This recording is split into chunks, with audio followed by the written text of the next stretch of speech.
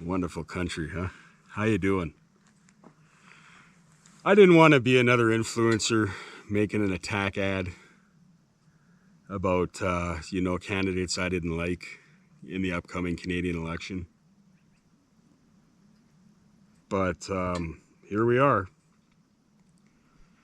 And I don't have a bone to pick with just one or two of these candidates. I got a bone to pick with all three. First, we'll start with Jagmeet Singh just to get the easy stuff out of the way. Jagmeet, you're running on a platform of tax the rich. That was something that was done when I was a little boy back in the 80s. The Lenin Marxist, movement of Canada, the socialist movement, the commies, the pinkos. So I guess your platform is what? You're a communist? You support communism? I don't think that's going to fly with Canadians. Carney. Here's a guy. You got to like Mark Carney. Here's a guy running our bank here in Canada, and in charge of the, Canadian finances, the top dog, the head cheese of Canadian finances here, Mark Carney. And, I had a 7-year obligation to do that. And he walks out on his job 5.5 years in, what was it, 4.5 yet? Yeah, two and a half years left, 2 years for sure, and he just left. He just said, nah, I'm good on that, right? I'm gonna pan you over that way a little bit, a little better. It's beautiful over there, right? Nice country. Southern Alberta, ladies and gentlemen. So Mark Carney, here's a guy, he took off to go run finances for another country. He went to England, this guy. In fact, he's been living in England for a long time. And he's just decided to come back now and get all involved again. And he's all concerned about Canadian politics. No. You got to remember, he was just over in China not too long ago, borrowed $250 million, $250 million for what? Stink of the WEF a little bit? Just a little bit? So I don't support that. Here, Chrystia Freeland steps down as the finance minister just so, she can, back his play now to spend more money than Trudeau spent. That's their plan, is to spend more money, $47 billion or something in debt already. Every year we're going in debt. And they want to spend more of it so that the Liberal plan, I guess, if I get this right, is, we're already in debt, so borrow more money to save money. That's kind of like if I'm going in debt at my home, like a lot of Canadians are. Are you trying to remortgage your house to keep doubling down on your debt? Fuck no. Nobody does that. So Carney's not, nothing great. And Polivier, good old fellow Calgarian, Canadian kid, We might have played some hockey or some inter-school, league floor hockey against each other back in the day, Here's my problem with Polivier. Too soft. Take a stance, all right? You're releasing your platform later. I don't care. It's coming out after everybody else's. That doesn't bother me. It gives you time to think about what they're doing, and it gives you time to really think about it. And it also prevents them, now that they've released their platforms, from, trying to steal any ideas from you, which they've been doing. But here's the problem, Polivier. You were part of a government that brought TFWs to Canada, okay, the temporary foreign workers. And let me tell you how that's worked out for Canadian youth. It hasn't worked out for Canadian youth. In fact, you might say it's done the complete opposite of whatever it might have been designed. If there was any kind of plan in place with Jason Kenney's plan of temporary foreign workers, it backfired from the get-go. First of all, they were never temporary. They were always here for more than 4 years. Always. All right? Very rare case. Second of all, it displaced a lot of jobs for our youth. We don't need people coming to Canada at all, where they've decided, I want to work at the burger place, McDonald's or Dairy Queen, whatever it is, and I'm moving to Canada to be a burger flipper. See, these jobs, Polivier, what you might have forgot, you mentioned you delivered the newspaper. I delivered the Calgary Sun and 2 Herald Routes. And I don't know if you remember, but when we were kids, the Calgary Herald had a morning and an evening edition. right? Yeah. So it was a lot of work back in the day, but you had to make, I was from Bowness and I needed to get money, believe it or not. My money was going to pay for my food and my clothing, nothing other than that. So I understand kids needing a job. All right. My first real job was at a gas station at the Turbo in Cochrane, as a matter of fact. That was my first job pumping gas. I think it was 9, 10 years old. But I had that ability to do that, and I gained some valuable work experience that would pay off later in life, working in Jasper as a young kid, 14 and 15 years old, for my first summer jobs and whatnot, and working up there. I had the experience working at the Turbo, so that lent itself to getting a job there. My point being that as a young youth, I had a lot of opportunity to work at the burger places, the grocery store, bagging groceries, all these jobs were available to me so that I could learn a bit about working, a little work experience, and then move on with that. Maybe go to trade school, go to college, go to university, but it was a stepping stone. And what we've done now, I just want to make sure my camera's still rolling here. Yeah, we're still rolling. What we've done now, Pierre, is we've usurped, I guess, we've undermined the ability for our youth to get that first step. We've yanked the first step away from them. We've given the first step of becoming somebody in our country, in our society, in our culture. We've yanked that away from them. You talk about the mental health rate and the mental health rate declining. Okay, like it's on the rise. People's mental health is declining, specifically with youth. They're so disenfranchised and so confused. They don't even know if they're male or female anymore. Now, a good thing to start doing there, or a way to stop that from happening, I guess I'm saying, is to give them something to look forward to doing every day. And I can't speak for young ladies and women, but I can speak for young men and people like me, a man. All right, we need something to do every day. We've given away those jobs. They're stepping stone. They're out of high school. Now their first step is to go work at the gas station or go bag the groceries or go flip the hamburgers. We've taken that first step away from them, Pierre. The step that you needed. Even with all the love and guidance and support I'm sure you received from your parents, your adoptive parents, bless their hearts for adopting you and creating such a great Canadian, helping you become who you are. But somewhere along the way, I think you might have forgotten how you got there. That first step. Maybe somebody put that step there for you. I don't know. I'm not here to speak to that. All I'm saying is you were part of a government that helped yank away that stepping stone for our youth. And I've been talking about this for a long, long time, since the TFW program came out. I talked to the immigration minister here in Alberta in 2013 about this, where I was told, employers like them staying here because they tend to stay on the job longer than 4 years. Well, geez, isn't the program only 4 years long?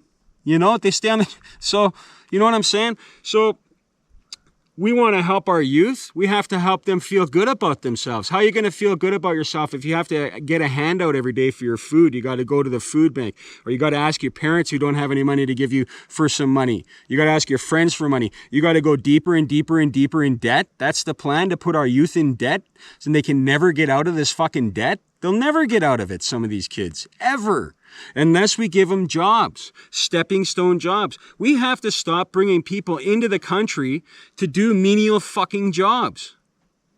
Construction laborers. We don't need to import a single fucking person to this country who's going to go and work on a construction site with a thumb up his ass, picking up the odd piece of fucking garbage and maybe find a fucking dumpster to fucking throw it in. Okay? We don't need to import anybody doing that. We don't need to import anybody making hamburgers. We don't need to import a single fucking person to work in a fast food franchise. If fast food franchises are hiring people to work in those capacities, they need to be taxed to the fucking tits, to the hilt.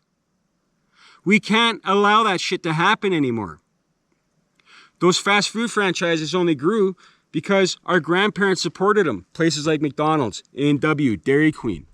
Our grandparents supported them. Why? Because those were the places where they got their first job. That enabled them to get that first car, to go on that first date, to meet grandma.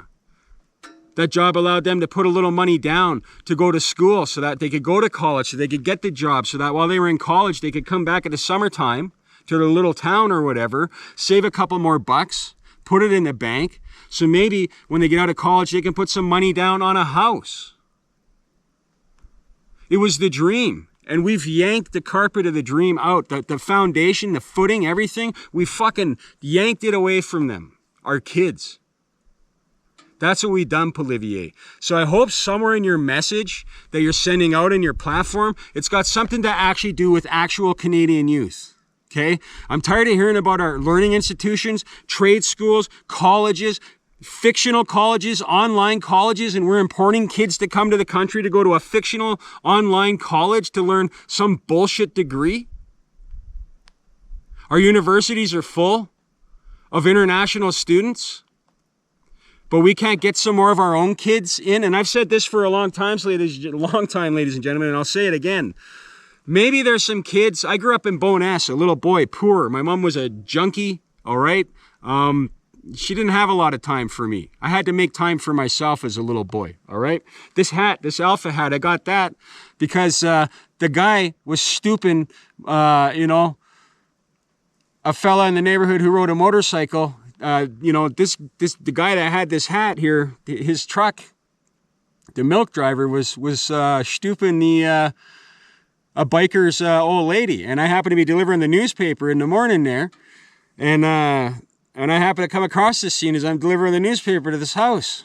So I went to the truck first. And I filled up a couple of milk crates with chocolate milk and yogurt and stuff. I loved that orange yogurt back in the day. That shit was good. And chocolate milk and cheese. They had everything on the milk truck back in the day. And I saw this hat and I took it, And I just took the hat just because. But the irony, now is that the guy, the milkman, Alpha, it's the hat, So it's just funny for me. But you got to do what you got to do when you're a kid, I guess. And I had a lot of milk, and I, that guy was there every week like clockwork, stooping that girl, and every week like clockwork, I was grabbing a couple of crates of milk and stuff for myself. Those were the days. So we want to do something for our youth. Polivier, you want to do something to give these kids to vote and stuff? Give them a reason to vote for you. Tell them that you're going to make it affordable for housing, like immediately. Like if you got any kids out there, I don't give a fuck who they are. You got kids, these youth, and maybe they've paid their rent, on time for the past 2 or 3 years. Let's start using that as a credit valuation, okay? That's valid for you to go down and get yourself a mortgage. All right, let's do that. Let's stop importing people. Let's start kicking people out that are only here taking up the gateway jobs. Like I said, those jobs are the stepping stone for our youth, and we took them away with the TFW and Jason Kenney's fucking plan, which was a failure from the beginning. It never fucking panned out in any way. The people that we brought here, they're not even having kids. They're not even producing the kids that they hoped they were going to get, So we, it's enough is enough. It's time to put Canadian youth first for a change. Our actual Canadian youth, we have to put them first. They deserve the jobs. They deserve the opportunity to get a little money this summer to take Sally or Sarah out for a fucking date, an ice cream, maybe down to Ghost Lake, something like that. Have a nice time like I know you did, Pierre, time and time again when you were a kid, okay? And these kids can't do that. They can't because they don't have the jobs, okay, to save for the car, that beater, that first car, They don't have that. All right. It's getting to the point where we're taking away their ambition and their dream to even get the first job, to even get the car, to even go on the date. That's where we're at. And that's what's happened in a very short amount of time with this TFW program. It's time to end all that. We don't need to import anybody coming to this country to flip a fucking hamburger. We got enough people here that can do that already. You want to improve mental health in youth, and not just youth, but everybody? Let's bring fucking manufacturing back to Canada. Let's maybe try making Canada great again.